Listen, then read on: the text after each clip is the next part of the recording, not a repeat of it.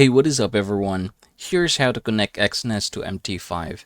So in order for us to get this done, you need to have both account for MT5 and Exness. In my case, I've already done so, and as you can see, my Exness is already verified. So yeah, from here, we're just going to go ahead and click the accounts, and here in the accounts, we're going to go ahead and click the details. Now, in the details, you have here settings, and this is actually very important. You need to remember your login ID, and then you're also going to remember the server. So once you have both of them, you're going to go ahead and click change trading password. So from here, normally it doesn't have any password, but make sure that you're going to write here a new one. Alright, and after doing so, just go ahead and click continue, and then you can go ahead and close this one. So once this is closed, we can head over to MT5. I'm just going to switch to MT5 right now real quick. Now that we are here at MT5, we can just go over and click this 3 vertical lines here, and then we're just going to go ahead and basically get started.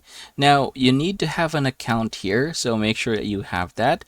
After doing so, just go ahead and tap this plus sign right here, and then we're just going to find a broker. So go ahead and look for Exness. And then we're going to scroll down to the bottommost corner. You have this one here, Exness Technologies Limited, and then make sure that the blue written here is just Exness. I'm going to go ahead and click that one.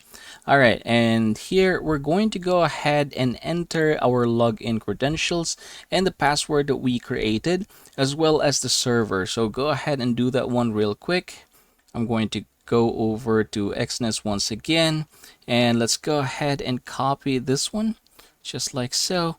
We're going to head over here. I'm going to go ahead and paste it. And of course, I'm just going to write my password real quick. Okay, there you go. Password has been written. I'm going to go ahead and click the server. And yeah, my server is MT7. So I'm just going to go ahead and look for that here. There you go, MT5 Real 7.